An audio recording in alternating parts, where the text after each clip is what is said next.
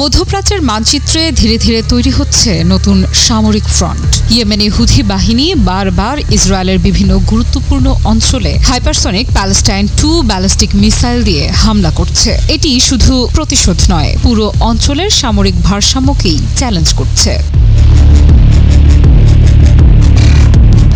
সম্প্রতি ইয়েমেনি সশস্ত্র বাহিনী ঘোষণা করেছে যে তারা ইসরায়েলি শাসকদের দখলকৃত অঞ্চলগুলির বিরুদ্ধে একটি নতুন হামলা শুরু করেছে, যার অংশ হিসেবে প্যালেস্টাইন 2 হাইপারসনিক ব্যালিস্টিক ক্ষেপণাস্ত্র দিয়ে অধিকৃত ইয়াফা অঞ্চলের বেশ কয়েকটি সংবেদনশীল স্থানে আঘাত করেছে বাহিনীটি।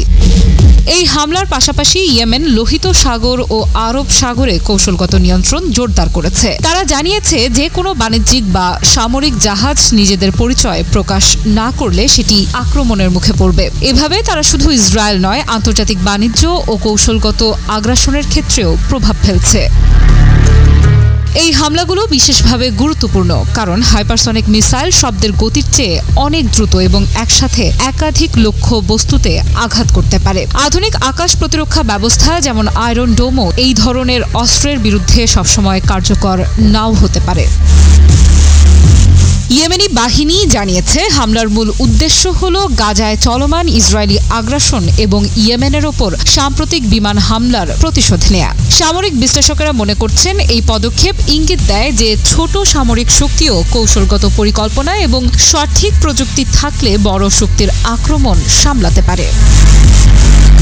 ইসরায়েলের প্রতিরক্ষা ব্যবস্থা যদিও শক্তিশালী, কিন্তু হাইপারসনিক মিসাইলের মতো উচ্চ গতির অস্ত্রের সামনে সীমাবদ্ধতা দেখা দেয়। এটি পরোক্ষভাবে এক নতুন বাস্তবতার ইঙ্গিত দেয়। শত্রুর আক্রমণ অব্যাহত থাকলে প্রতিরক্ষা কৌশল নতুন করে ঢেলে সাজাতে হবে। এই হামলার প্রেক্ষিতে ইসরায়েলি বিমান বাহিনী সানায় বেসামরিক এলাকায় আঘাত হানে, যেখানে বহু মানুষ হতাহত হয়।